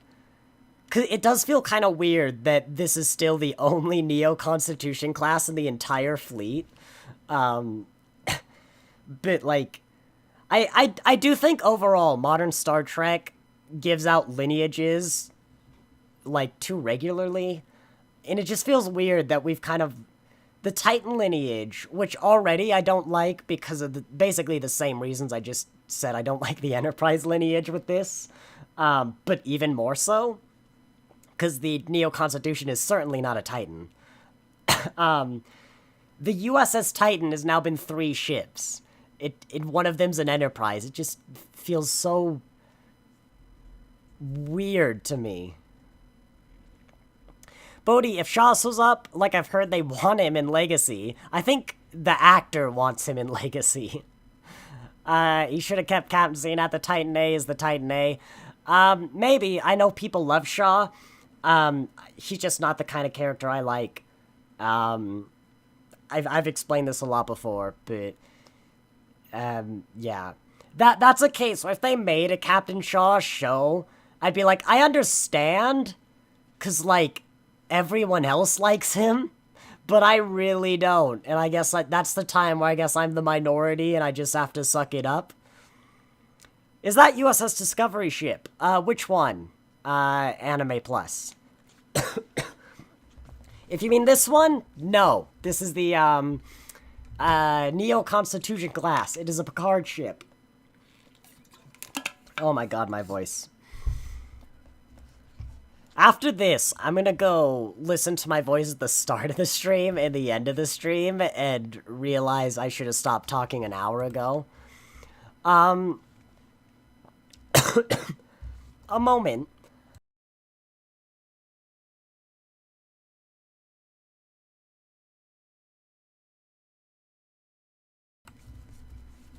You love Shaw, but his character is different in Trek. Yeah, I mean, I've remembered. I'm gonna check out the Reddit, because I am actually real curious what people have to say about this. I expect people loved it, because it's a Star Trek Reddit, but, Jack's Law, it always takes away from the part of the show that was made for you. Sounds like you're the guy that will not share his toys. I am disappointed you feel that way, Jack's Law. I mean, if you want to listen to my critiques on Shaw, I'm afraid I don't know what episode that is, but I've gone in depth before on it a lot. But more core to anything Star Trek, I just don't like watching a dick be a dick. And everything I've seen from the people who are like, I love Shaw, that's what they like. And so it's just not a character for me. So what does the Reddit have to say? Oh, no, actually, this is something I really liked. That I've just remembered. So the away team they send to the Borg cube is, Picard, Riker, and Worf. That is a brilliant decision because those are the three characters who it would make the most sense to kill. Picard's even the weakest on them, but this is his show. It wouldn't be the craziest to end Picard by killing Picard. Worf is an old Klingon warrior. I'm gonna step here. David C. Bodie saying Jack needs to chill. I disagree. Jack is, first off, absolutely fine to have his opinions, but I think he is being very, civil. And, he's allowed to disagree with me, and he's being absolutely civil. He does not need to chill, definitely. But yeah, Worf is an old Klingon warrior. I think an honorable death is probably the best thing you could have given to him in this series. I'm actually a little disappointed he didn't die. Because, I don't know, what's he gonna go off do now? I mean, he's not on death's door. Klingons live for, actually, you're right, they do live for a long time. Really long. But it makes sense. Killing Worf is like a satisfying arc to him. And Riker, I've been saying all season, I would not be surprised if they killed Riker. It's a natural conclusion to his arc of being afraid of death and being afraid of what he sees as the fact that there is nothing after life. In the loss of his son. He even has the moment in this episode where he's like, goodbye, Deanna. I'll be waiting with our son. I like that that's how Deanna ends up finding him. But all three of those characters, it would have made either logical or narrative sense to kill them off. And in a lot of ways, it would have been satisfying. And so I always felt the possibility that they were just gonna die. And yeah, you were sure they were gonna kill Riker. I'm a little disappointed they didn't, to be honest, which is amazing. I mean, that goes to show just how good the first 9 episodes were, where I'm disappointed they didn't kill Riker. I'd almost convinced myself of how great of a move it was before they saved him, that I was disappointed they didn't kill him. Maybe it would have made the ending too much of a downer, and so that would have brought everything down too much. So, the gain of killing Riker, is outweighed by the loss of a downer ending, like Nemesis had. I'm not gonna say that they made the wrong move. I'll say that they kind of surprised me. At this point, I would have put my money on everyone surviving just because of a feeling that they wanted the, happy poker chip ending. But it was still a possibility, and so it was a great move, to send those three. I think it shows intelligence and, critical thinking, really, on the part of the writers to be like, who could we believably send, first off, that makes sense for this mission, and secondly, that the audience might believe we would actually kill. That was well done. And yeah, I just want to emphasize, I mean, I'm sure I would have talked a lot more about how great the rest of this series was if it weren't for my voice. I am disappointed at how negative this stream turned out being, because I really want to emphasize that, yes, that episodes 1 to 9 are fantastic. I think it's probably the best live action Star Trek season of the modern era. I loved it. The finale felt really weirdly disconnected from that and just not at the same level of quality to me that it was kind of like, oh, I guess that was it. Um, and yeah, I mean, I loved episode 1 to 9. You did an amazing job there. Your episode 10 wasn't bad. It was just a bit disconnected. Um, and I'd love to be more focused on that positive and how amazing that first bit was. I had a whole thing I wanted to talk about where people think I've heard some rumors and people saying that like Mentaliz would make a much better showrunner than Kurtzman.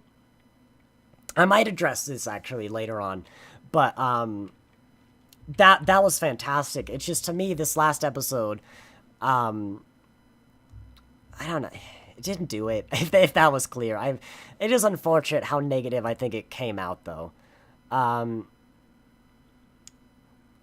in practice, they practically made Legacy obvious.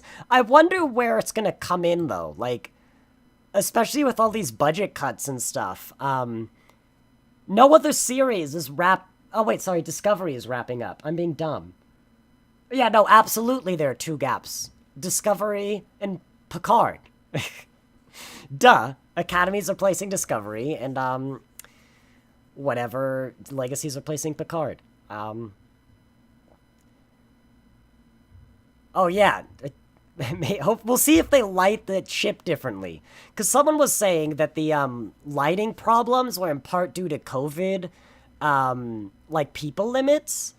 So that would be interesting to see if we do get a Legacy, if they change the show. They change the sets at all and the lighting and whatnot. Oh, here we go. Did someone do the math? Let me show you if you don't know. Jupiter, Great Red Spot Size, Earth. I'm hoping someone can get it to scale. Oh, I've seen it. How big is Jupiter's big red spot? Yeah, it's like that big. It's basically Earth size. So if we can see the Borg cube from orbit, it's absolutely massive.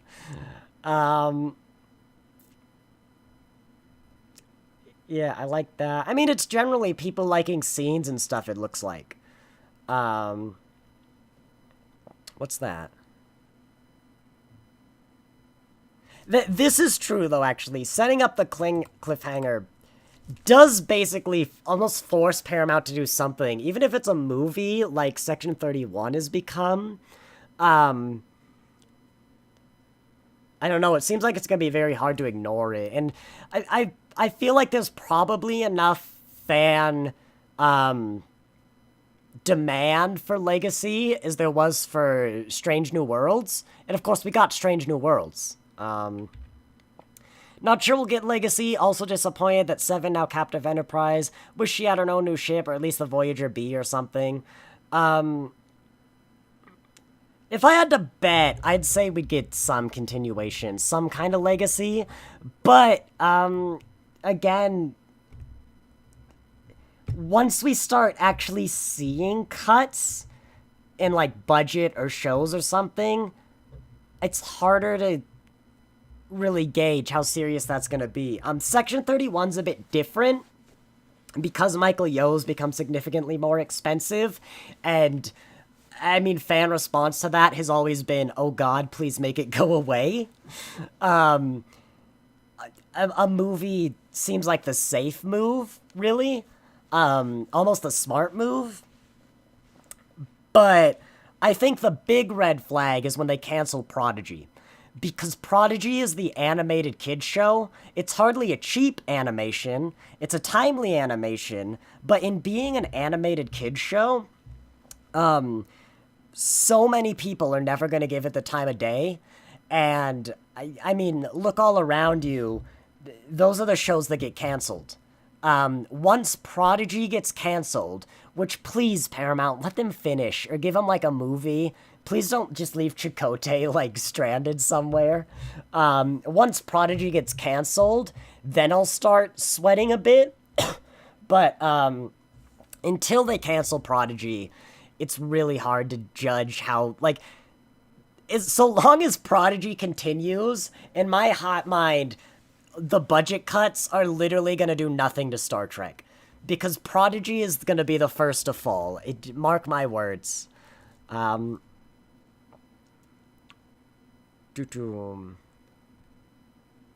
admit, it's not as positive as thought it'd be on the Reddit. I mean, don't get me wrong, it's not negative, but I was expecting, like, oh my god, that was beautiful, best episode ever sort of comments. Basically, everything is, I liked this scene. Every comment is basically picking up a scene and being, I liked it, which I think is emblematic of, a lot of the stuff I was saying, where, like, yeah, there's some good scenes in it, but the plot generally wasn't great, and it was weirdly disconnected from the last 1 to 9 episodes.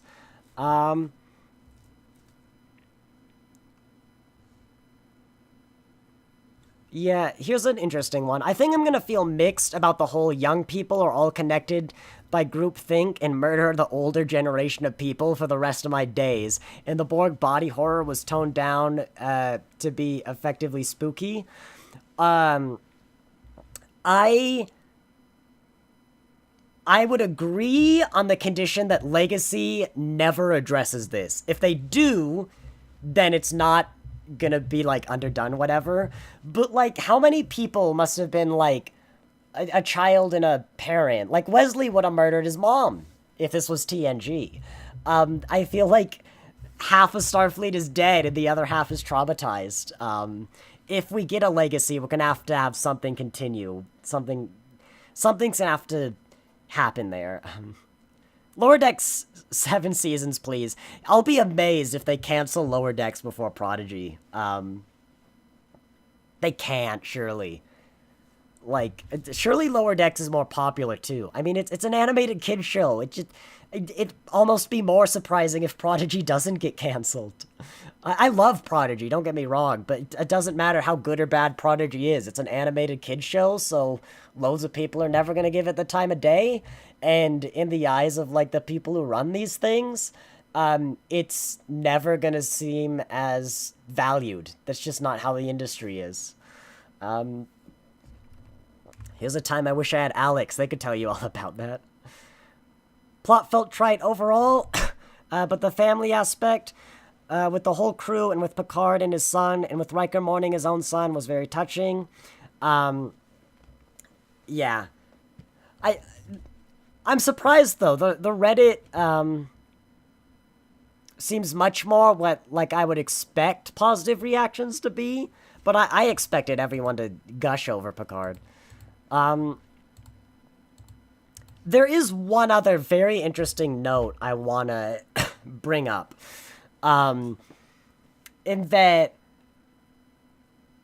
there are, I think, non-trivial comparisons you can make between this season of Picard and Prodigy. Which, I'm actually going to check. Was Prodigy the last season? Or rather, specifically the finale of Prodigy as well. Live streams. Yeah, so the very last season, in terms of, like, the order they were aired. Because both of those have some, essentially the hive mind, the Starfleet becoming a hive mind, the ships literally becoming a hive mind and attacking the Federation, threatening the very, well, Federation. That's something that, if I was Alex Kurtzman, I would have stood up and gone, hey, these are real similar and real back-to-back. But should we potentially do something about this. And maybe he did. I want to point out as well, there's nothing inherently wrong if the two stories are different enough or even like valuable enough in their own right. There's nothing inherently wrong with this. But it's not the first time either. Discovery Season 2 and Picard Season 1 are both about AI trying to destroy all sentient life in the galaxy. And those two seasons aired back to back.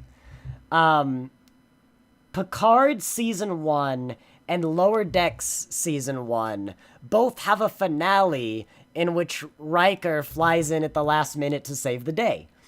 And again, I think they were back to back, because I remember jokes. Yeah, there were jokes that I was making them as well. And Season 3 of Discovery should also end with Riker coming in and saving the day, because that was the next season. If there's a complaint I feel comfortable pointing at Alex Kurtzman as showrunner is I understand the responsibilities and I can actually pinpoint and be like, this is on you. It's that modern Star Trek does seem to have a lot of unusual commonalities in the series that are right next to each other. Like, even if you pitched me a season that was similar to the Xindi arc, I'd be like, I don't know, is this too close? Are you doing different enough things with it?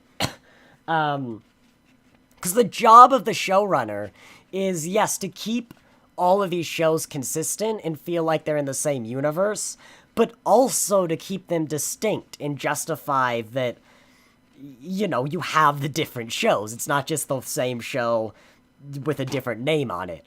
You know, like if there's a complaint about Voyager and the first two seasons of Enterprise, is that it's basically more TNG. There's just different people. It's just kind of generic Star Trek-y.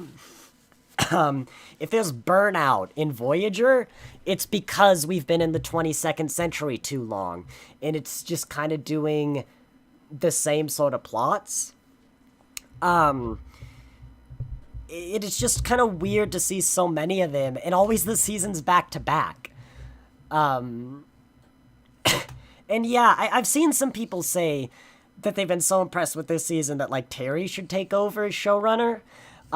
If they announced that, you know, Kurtzman was stepping down and Terry was stepping up, I wouldn't be outraged. I'd be like, oh, well, you know, let's see what you can do.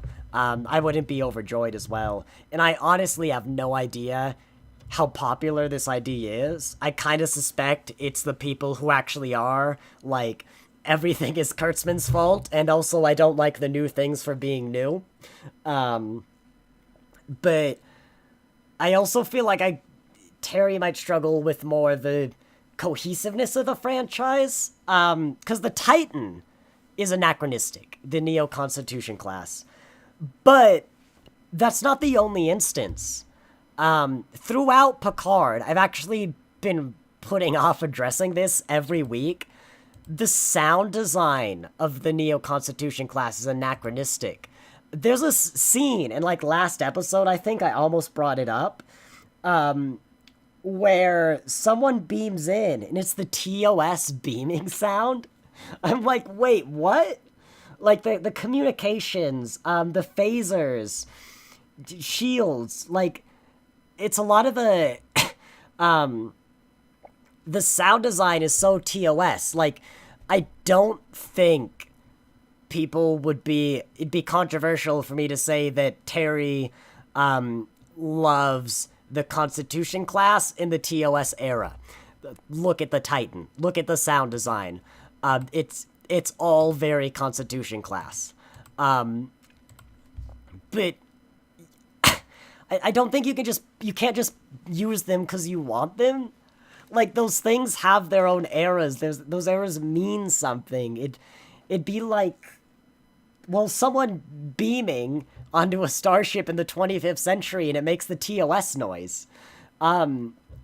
What those 9 episodes, I think, have proved, as well season 2 and 3, is that Terry's shows nail those core scenes that really matter. That's why, even though the plot kind of drops off at the end of episode 10, for me, the core scenes, as well the quality of those first 9 episodes, save it. I think Terry seems like more of a person who perhaps would drop the ball on that continuity, that one universe, that timeline era for me. I think Kurtzman does well on. You could make complaints about the technology in Discovery and Strange New Worlds. I'm not sure if that's necessarily all Kurtzman, because I'm not sure how much he really could have controlled about Season 1 of Discovery. But, yeah, I don't know. I saw the comments enough, and I thought it was interesting seeing those comments in the first place, that I'm like, I mean, as well, Terry, I think, has proven that he's a good writer. He's produced shows that you like, but I don't think that necessarily means he's a good showrunner. Those are different skills. Like, Alex Kurtzman does some writing, sure, but I doubt that's the forefront of his job. I assume when he does writing, he's often writing for, or at least on an equal level as someone else who's running the individual show. You know, your showrunner's a higher level kind of position. Maybe Terry would be great. Maybe he'd be better. Maybe he'd be worse. But it's like being a good set builder doesn't necessarily mean you'd be a good set designer, kind of thing. But yeah, I mean, right now I don't think there's any serious position. It'd be like, if it was announced, I'd be like, oh well, let's see how this takes us. It'll be interesting. But I just thought that'd be interesting to analyze.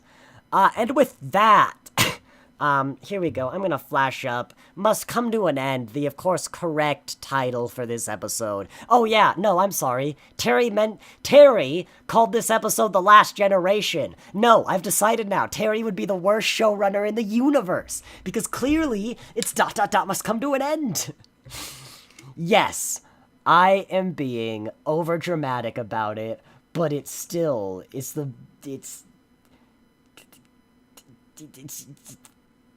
shut up. Shut up. Let me be overdramatic and comical about it. 12 Monkeys prove he's a good showrunner, I promise. I don't know much about that, but, it's not showrunner. Like, he is a showrunner here. I mean more like a franchise runner.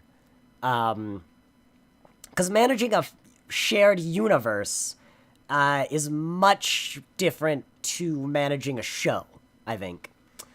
And he was able to do with a small budget on Picard was impressive. Yeah, no, let me be clear, actually. He is a good showrunner, I think. You know, because that's literally his job right now. I think a position of franchise runner, kind of showrunner of everything would be... I don't know, what is Kurtzman's job, actually? What does he do? Let me go to Memory Alpha. What do they call him?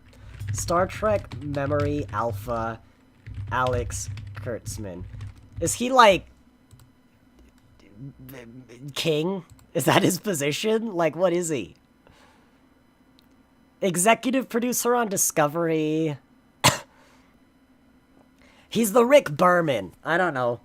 Like, that's the job, I guess. But yeah, some things, because of course this is the last review we'll see each other with for 8 weeks. Next week, there's going to be an announcement on this. A little video on Saturday that probably goes over what I'm about to say.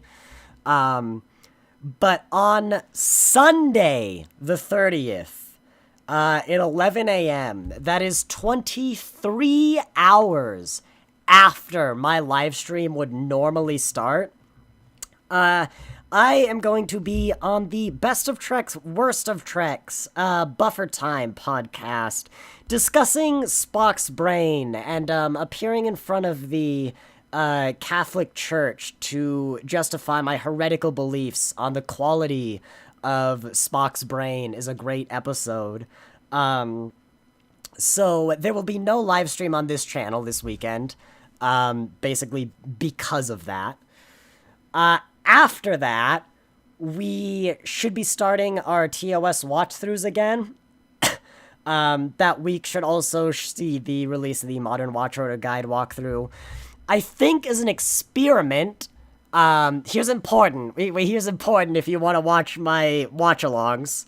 As an experiment, I think I'm going to be moving the live stream for the watch-alongs to Sunday at noon. 24 hours after I normally do. Basically, my YouTube analytics say that everyone who watches my videos does so at that time. And there isn't even really a bump when I currently stream, which is what you'd expect. So I'm going to see what happens. See if many people show up. I doubt when Strange New Worlds comes back on the 17th, we'll still do the Sundays. Simply because I wait to watch the episodes until the day I do the stream. And that's just a long time to wait. I don't think it's going to be worth it. But I'll probably test that out for at least a little bit. And then there should be Eagle Moss reviews coming out.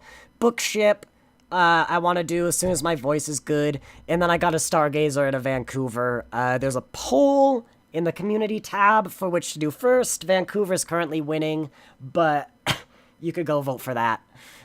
Let's see. Terry has the chops to a Trek thing. He cannot be under Secret Hideout banner. Okay. I hate Secret Hideout with the heat of 1,000 suns. Carlos A. Smith, AK, is a major executive producer to New Trek period. Okay.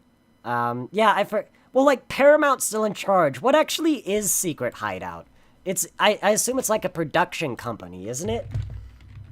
Because Paramount owns Star Trek. Like, Secret Hideout doesn't own it. Yeah, they're a production company. Secret Hideout just makes Star Trek. If Paramount ever decides Secret Hideout is doing a bad job, they can just say stop, and then it ends. I mean, presumably they have, like, contracts that go for a certain time, but after those expire. Jexlaw, it was fun. Man, thanks for doing what you do. Thank you. I will probably finally submit tax information to Google so I can actually get these tips. Don't worry, I still will get them. The money just doesn't go to Google. I just need to submit them before they send me a check. They'll hold on to that money, don't worry. But yes, I think then, thank you for watching, and I will see you in 8 weeks. Well, hopefully before then. But, 8 weeks for Strange New Worlds. Thanks for watching, and I'll see you next time.